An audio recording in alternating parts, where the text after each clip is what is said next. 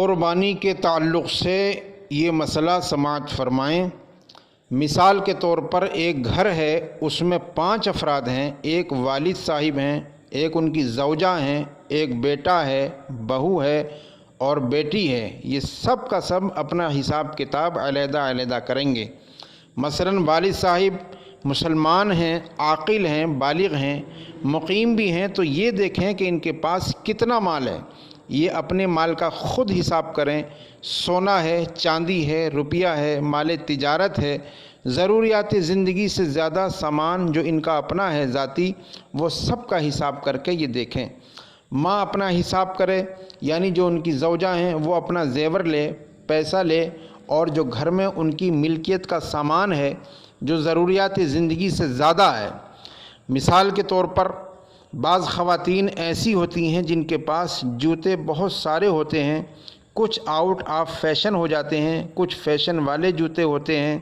اب وہ جو آؤٹ آف فیشن رکھے ہوئے ہیں ان کا اگر اس موجودہ دور کے اعتبار سے قیمت کا حساب کتاب لگایا جائے، ایسے ہی پرانے کپڑے رکھے ہوئے ہیں ان سب کا حساب کتاب بنایا جائے جو ضروریات زندگی سے زیادہ ہیں، ان سب کا حساب کرنا پڑے گا۔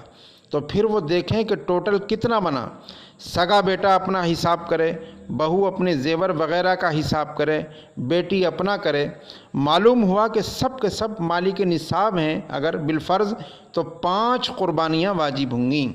اب یہ نہیں کہ وہ کہیں کہ ابا جان آپ ہی کرتے ہیں، آپ ہی کریں، ہر سال آپ ہی کرتے ہیں، ٹھیکہ ہم نے آپ ہی کو دے رکھا ہے اور ابا جان قربانی کا بکرا بنے ہوئے ہیں۔ یہ غلط طریقہ ہے۔ ہر شخص اپنی اپنی قربانی خود کرے گا۔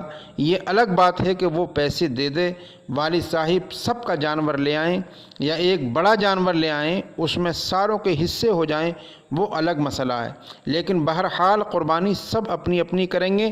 جو مالک نصاب ہوگا، تو جتنے سننے والے ہیں ان سے گزارش ہے کہ اپنا حساب و کتاب کریں اور دیکھیے کہ آپ پر قربانی بن رہی ہے یا نہیں۔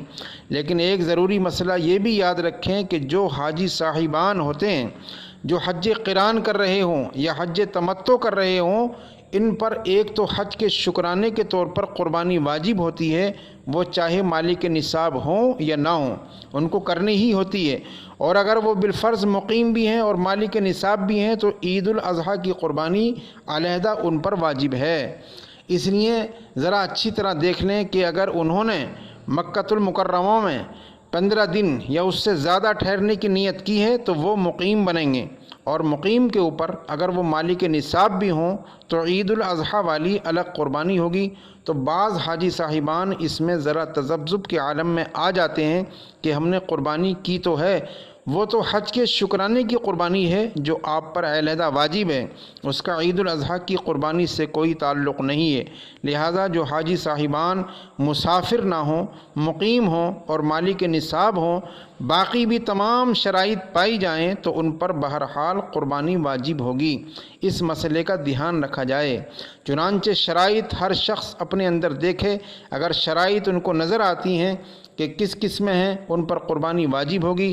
یہ بھی یاد رکھیں کہ کسی نے مسائل سنے اور انہوں نے محسوس کیا کہ شرائط ہم میں بھی پائی جا رہی ہیں، ہم پر قربانی پچھلے سال بھی تھی، اس سے پچھلے سال بھی تھی اور قربانی واجب ہو گئی تھی لیکن آپ نے قربانی نہیں کی، تو سب سے پہلے تو اللہ کی بارگاہ میں اس کم علمی اور لا علمی کی توبہ کریں، کیونکہ ان مسائل میں لا علمی اور جہالت عذر نہیں ہوگی۔ ہر ایک کو مسئلہ سیکھنا چاہیے تھا۔ دوسری بات یہ ہے کہ قربانی کی قضا نہیں ہوتی ہے۔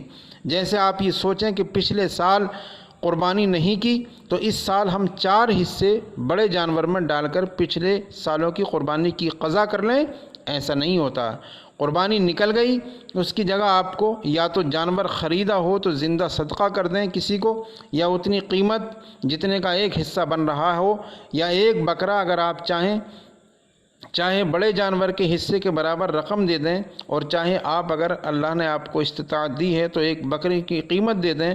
بہرحال پچھلے سال جتنی بھی قربانی نکلی ہیں اس کے کفارے کے طور پر جتنی قربانیاں ہیں اتنی قربانیوں کے پیسے آپ کو صدقہ کرنے ہوں گے، یہ واجب ہے۔ توبہ کے ساتھ اگر کریں گے تو کفارہ بھی ادا ہو جائے گا اور انشاءاللہ آپ کے نامہ اعمال سے گناہ بھی ہٹا دیا جائے گا۔ تو سب سے پہلے شرائط آپ دیکھ لیں، شرائط دیکھنے کے بعد آپ جانور خریدنا چاہیں تو ضرور آپ جانور لیں۔